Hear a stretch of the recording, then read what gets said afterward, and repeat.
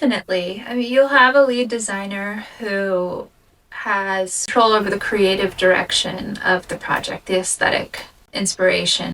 A lot of that is a collaboration between the homeowner and the lead designer, is narrowing down what your style is. Now, you may have a different style than your partner has, and that can sometimes cause some interesting friction during the process. And so sometimes it's about finding a compromise, or sometimes it's about leaning on your lead designer and what they suggest for the space. So we can tailor how we approach every project. And so we have some clients who know exactly what they want for every single thing. They come with an itemized list. That's fine. We have other clients who have no idea, or they're very overwhelmed by the entire thing, and they want their designer to direct them. And we can do that too, and everything that's in between. But I think it's about considering the style of house that you have and what works with that architectural style. Or maybe you want something that's different from that architectural style and changing it up, or contrasting it in really interesting ways. There's so many different approaches, but you must have a favorite color or anything. Sometimes it's, if you don't know what you like, it's about what you don't like, and we start there. And that is as good as telling us, oh, I love that, is telling us, I hate that. And that's going to happen no matter what. We're always showing multiple options. You're always going to not really like one of them, at least, and then finding the one, oh, that's moving in the right direction. Now we're going to choose 3 more options that are in that way. And then we tend to narrow it down pretty quickly through that path. It's really personal preference. The last 5-6 years, the real estate market, but also renovation prices have been high, and they keep getting higher. So I think a lot of people were in a position where renovating made more sense than moving, but that shifts with real estate. So it really comes down to what's important to you.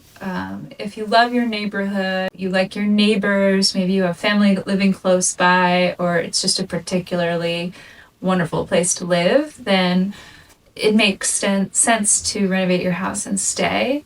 If you plan on being in the house and staying there for more than 10 years, it makes sense to invest and stay. But if you are somebody who likes to move or doesn't really feel a strong connection to the location, then maybe moving makes sense. But it really just comes down to personal preference. I think people do tend to get caught up in the return on investment, the ROI of what is a renovation going to do to my property value. Does it make sense to invest this amount of money into a space that outprices it from the neighborhood?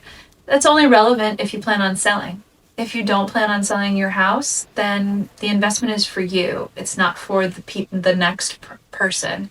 At least that's how we approach renovations. We're looking to personalize it and make it something that is built to last for your point of view, not the next people down the line.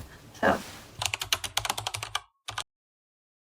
a lot of times it comes down to price, but your first mini split is not inexpensive. I think that's where some confusion comes on. Getting the system set up and installing the first head is the biggest investment. Subsequent heads cost less, but it's not.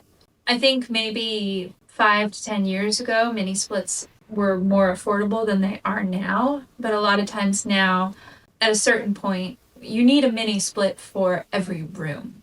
You can do some ducted mini splits, let's take a primary suite, for example, where you need to cool the bedroom, the bathroom, and maybe a large walk-in closet. You could do one mini split that was ducted for something like that, but otherwise you're going to have a head in every room. The more rooms you have in your house, the more that adds up, and also just has a certain look to it. So if you can, at a certain point, it makes more sense to go with a traditional system. So a chair rail detail is at chair height, typically, and historically it was to protect the walls from the back of chairs, but now you see them at different heights. Some people like them a bit higher.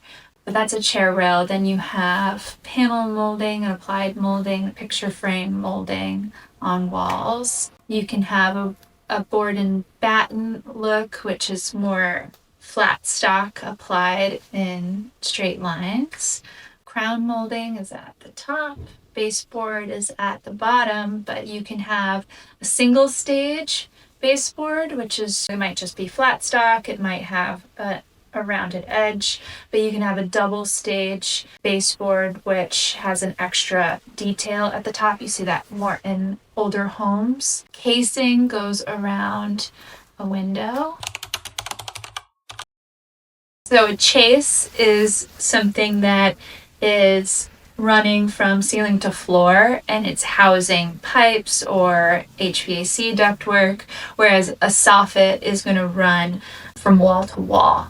So they both serve the same function, it's just how it's running. Similarly, a post is what is running structurally from ceiling to floor, where a beam is running from wall to wall. Modern homes, no. There's often space for the HVAC ductwork.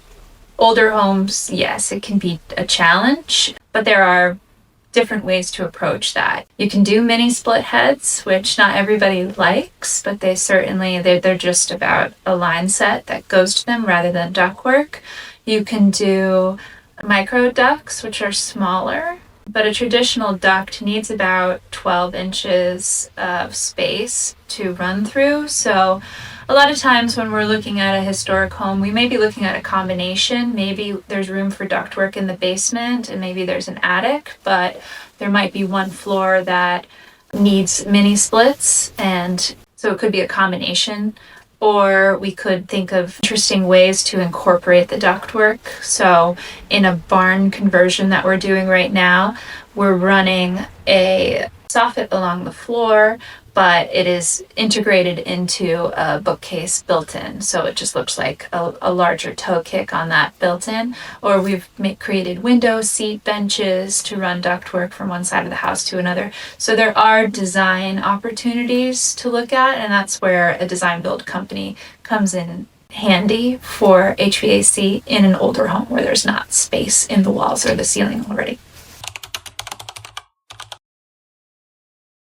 Usually we can do a regular staircase. Instances where that didn't work are on a project we have right now where we're building a new staircase to go to a third floor attic, and that attic has a gabled roof with a slope on either side, and there was nowhere on the second floor where we could set those stairs and have them exit into an acceptable head height to code.